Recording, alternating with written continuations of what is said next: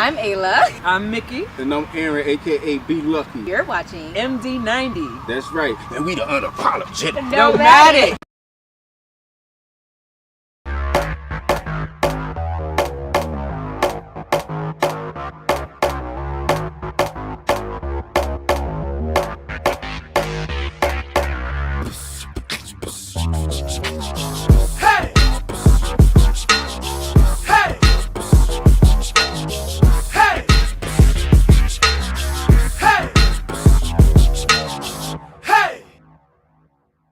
Well, the cracks within the UKA alliance seem to be still making news.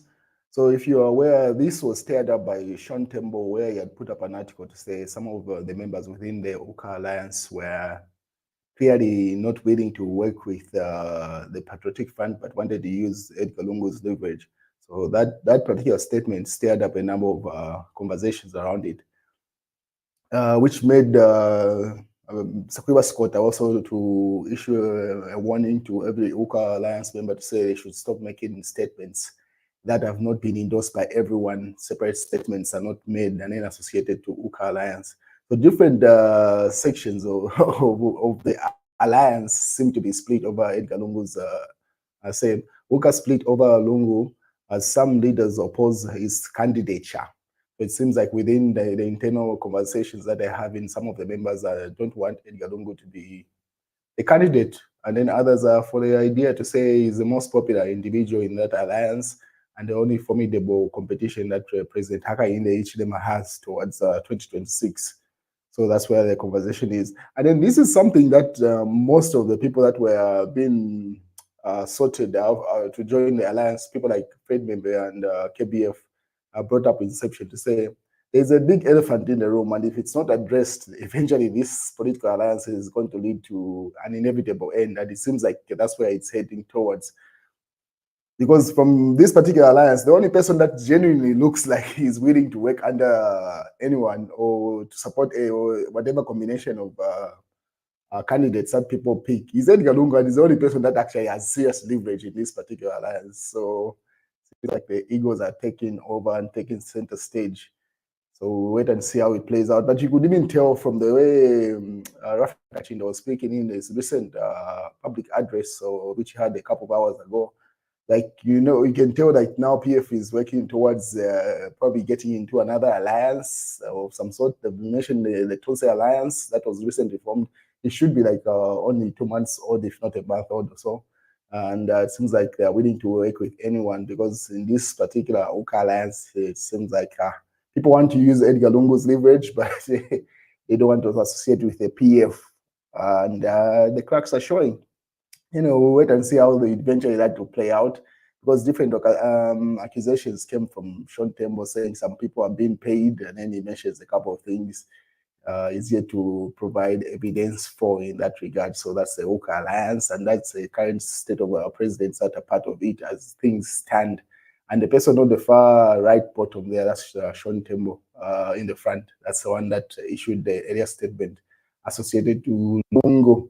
So from this particular, and you can even tell the way they designed this, Edgar Lungu is put at the center because in reality, he's the only person that actually has the political leverage in this association or alliance. But it seems like they want his following, but they don't want to associate with the PF some elements within that. Anyway, wait and see how they eventually decide to combine it. And will PF accept that? It seems like PF is also not willing to accept any combination of leaders that does not involve Edgar Lungu being the head of it. This was predicted, very predictable. People were saying this is a dead on arrival. As long as they do not state who the head of the alliance is going to be or the candidate, eventually these wrangles will pop up. If you remember, even in the past, there was a time that the current president, Hakainde Hichilema, and the late Michael Sata combined ahead of towards the elections. And eventually, when it came to decide who's going to lead the pact, it eventually fell apart. So it seems like same script, same old script, but new players, nothing new here. And then all these reality check political alliances in Zambia, someone posts up an article and also their own analysis of how people seem to be more invested in their personal interests. And economist Travis IMB has urged President Hakainde Hichilema to focus on rectifying energy crisis as he addresses Parliament this Friday to set the tone for economic recovery. So as you may be aware, the president is scheduled to open Parliament this coming Friday. And from the time that he came back from China, the president has been pretty much off. The last update that he put up was a scripture reading on this particular platform. Probably he's saving everything that he needs to say for Friday's address, because there are a number of issues that people wanted to or want to hear from the president, and especially based off the trip that he made, an update, what new changes are likely to happen. And yeah, so everyone is looking forward to that address, and you can see people are chipping in and throwing in their cards. But expect, or they are looking forward to hear from the president this Friday. So President Hakainde Hichilema will open Parliament and address the nation and the Parliament itself. People are looking towards that, or forward to that. And then obviously this post keeps resurfacing, the one that President Hakainde Hichilema had made during opposition on July 28, 2020, where he was talking about this load shedding is unacceptable. People always bring this up, and Harikawa said, I couldn't agree more, Mr. President. Mr. President Hakainde Hichilema, the ravaging and far-reaching effects of this disaster is not yet full-blown, and the current rhetorical approach to this disaster is not helping. Declare the energy crisis a national disaster now.